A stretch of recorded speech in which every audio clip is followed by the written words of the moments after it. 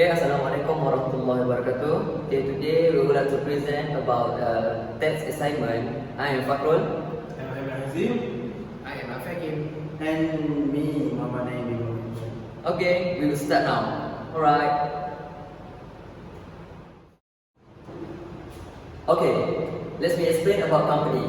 Right? Okay, company means a body corporate and includes any body of person established with a separate legal entity by or under the laws of a territory outside Malaysia. Okay, resident status is a question of fact and it is one of the main criteria that determine the tax treatment and tax consequences of a company or body of person. A resident and a non-resident company in Malaysia is taxed in the same manner in respect of any gains and profits accrued in or derived in Malaysia or derived from Malaysia. Okay, how the company be a resident in Malaysia? Company must meet certain criteria to be considered a resident in Malaysia. Section 8 of the ITA 1967 provides for the determination of resident status in respect of companies and bodies of persons, except trust bodies, whereas Subsection 61(3) of the ITA 1967 provides for the determination of resident status of a trust body. Okay, let's see. A. Companies or bodies of person carry on business. Okay, pursuant to paragraph 8(1)(b) of the ITA 1967, a company or a body of person not being a Hindu joint family carry on a trade or business is resident in Malaysia for the basis year for a year of assessment if at any time during the basis year the management and control of its business or of any one of its business are exercised in Malaysia. Okay, let's see what is the management and control exercised in Malaysia. Management and control is the key factor used to ascertain the resident status of a company in Malaysia. The management and control refers to the controlling authority which determine the policies to be followed by the company. The management and control is considered to be exercised where the directors make the conduct the company's business affairs irrespective of where the company might be incorporated. The management and control of a business of a company would depend upon how the business is managed. If at any time during the basis year for a year of assessment, at least one meeting of the board of directors is held in Malaysia concerning the management and control of the company, even though all other meetings are held outside Malaysia, then the company is resident in Malaysia for that basis year. Okay, this means at least one meeting of the board of directors is held in Malaysia. This can be the company is resident in Malaysia for that basis year. Okay, next, what are tax implications might be received by the company when it is a resident and a non-resident in Malaysia for relevant years of assessment? Okay, like I said, resident status is a question of fact and it is one of the main criteria that determine the tax treatment and tax consequences of a company of body of person. Okay, this is the difference in the tax treatment of a resident and non-resident company.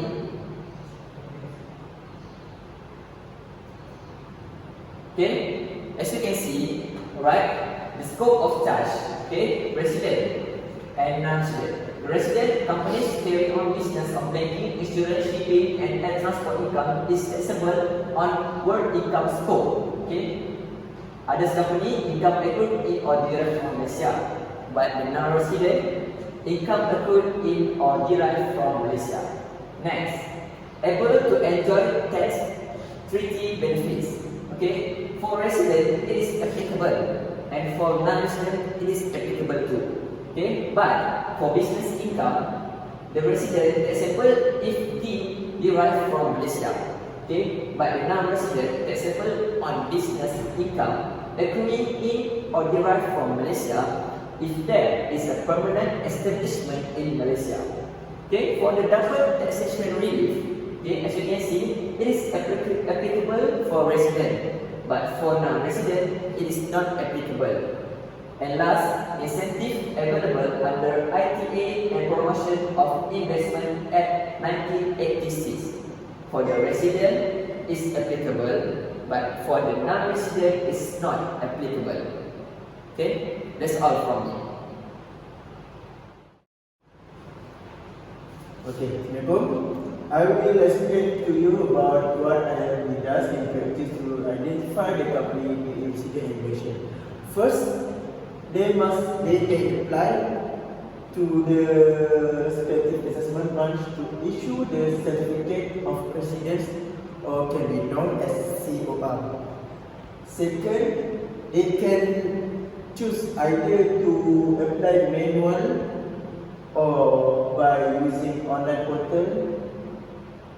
You can surf e-residence.hasil.gov.my. And third, can be confirmed based on this prior year's tax return Form C. And lastly, certificate of residence is important when dealing with withholding tax and claiming tax incentive.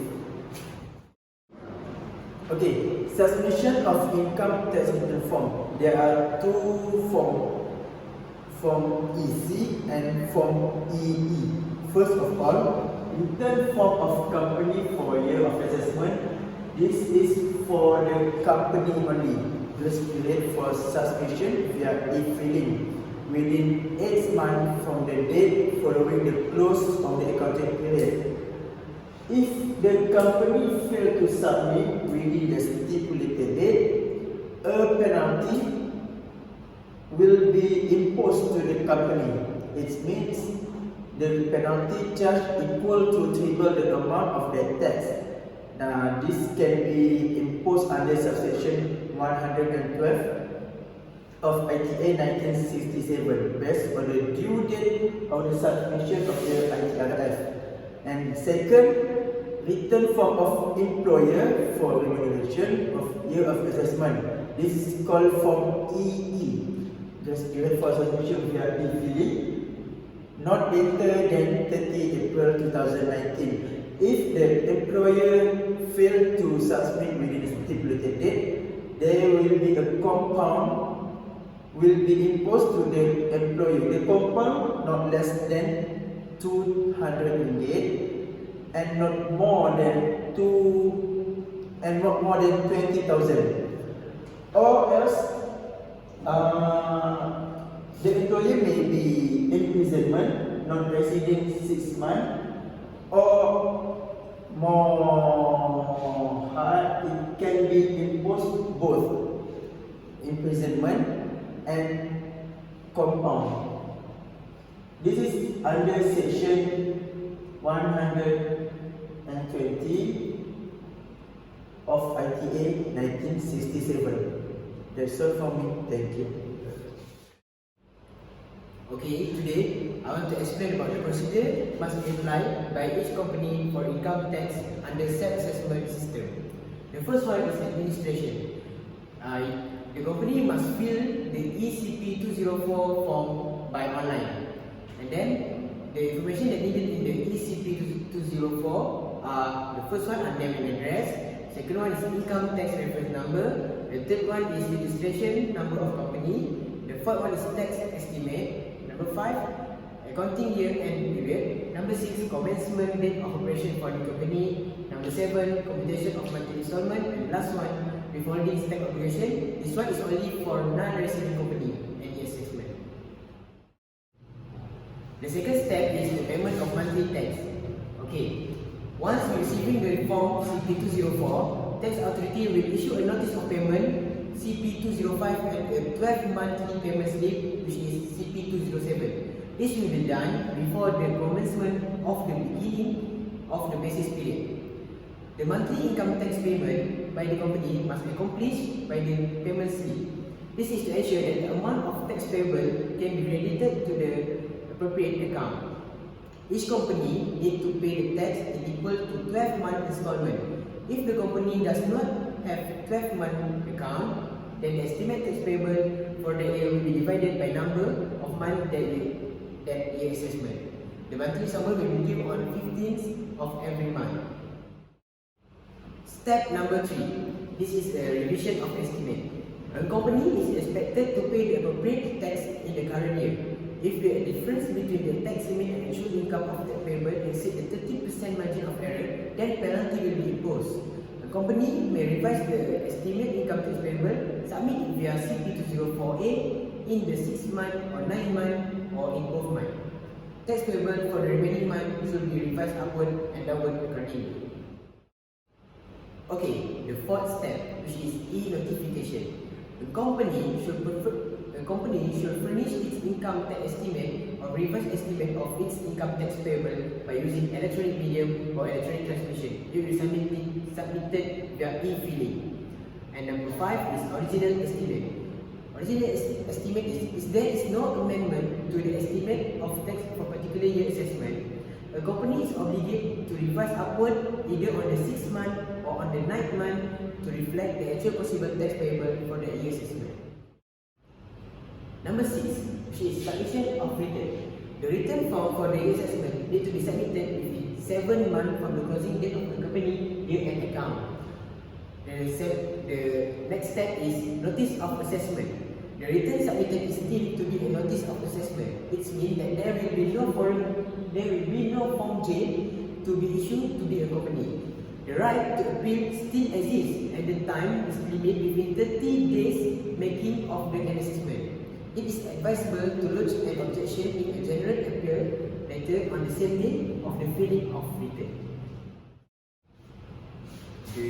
The other step is amendment of return. Taxpayer is allowed to amend their tax return within 6 months from the date of submission. The amendment return should specify. The first one is additional amount of taxable income. The second one is additional amount of income tax payable. The third one is the particular. The fourth one is the late payment penalty, and the taxpayer only allowed to amend their return only once. Okay, the ninth step is the final payment of income tax. The final balance need to be settled in the 7th month from the accounting year end. And the next step is commencement of business. Commencement of business is, for example, as an e-company first commencement business operation in year assessment, so it not required to. The first one is estimate income tax payable to the tax authorities. The second one is pay monthly income tax payable on the 15th of each month for the year assessment and immediately following year assessment situation. And the next situation is where the company has no basis period. For the first one is the year assessment and the immediate following year assessment. This company is only having advantage from not providing estimate for 1 year assessment.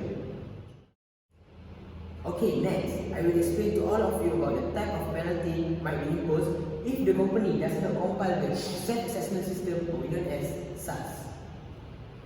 Okay, the first one, if the company fails to furnish an income tax return, so it is under the ITA 19, it is under 1121 under ITA 1967. The amount of fine is 200 to 2,000 or imprisonment or both.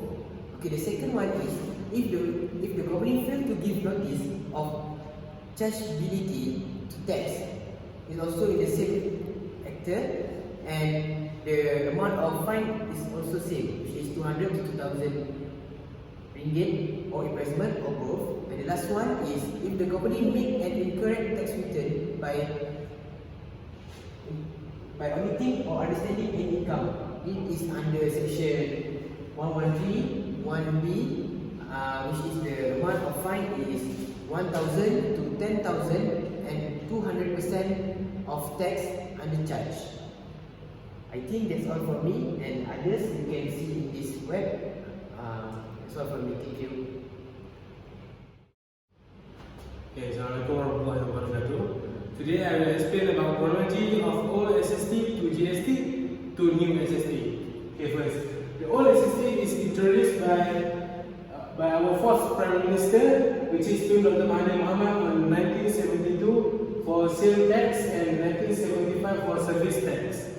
Next, on 1st April 2015, Datuk Seri Najib had introduced a new sales and service tax, which converted to goods and service tax, which is GST. The standard rate of GST is 6%. On 1st November of 2018, our Prime Minister introduced and implemented the new SST, which had been improved from the previous SST. Okay, next, there are several differences between SST and GST. First is the concept. Concept of GST charged on multi-stage tax, but SST charged on single stage. Next, rates for GST is 6%, but for SST, for sales tax is 10% and service tax is 6%. Next, date of implement. GST is implemented on 1st April 2015, while SST since 1970s and gone through a few improvements of the new SST implemented on 1st April 2018. Next, charge 2. Tax imposed on each level of distribution, which are the manufacturers, wholesalers, retailers, and customers.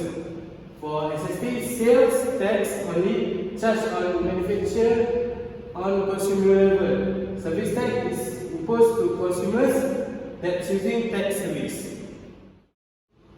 Next, the limitation of SST. First, for manufacturer, SST charged to manufacturer, which is 10%, but for the wholesale, not charged. This is what we call single stage tax. Okay, next, the limitation of GST. This is what we call multi-stage tax, which is the whole stage will charged by GST. First, manufacturer. This is only 6%. The government had collected 150 ringgit. For the cost and the gross sales price is 250, 200 and 500. Okay, for wholesales, the government collects 42 ringgit because at wholesale stage, GST claim it has a GST claim which is input tax credit, which is you will minus 150 ringgit will minus by GST 6%. The new GST tax is 192 ringgit. For the retail, also had the input tax credit, which is GST claim, which is the previous one's tax from wholesale, which is 192. Okay, the government collect the SST is only 54 ringgit. For the consumers will buy the goods for the price, which is 4,346 ringgit. Total tax collected by government is 246 ringgit for GST, which is the multi-level stage tax. I think that's all from us. Till we meet again. Bye. Bye.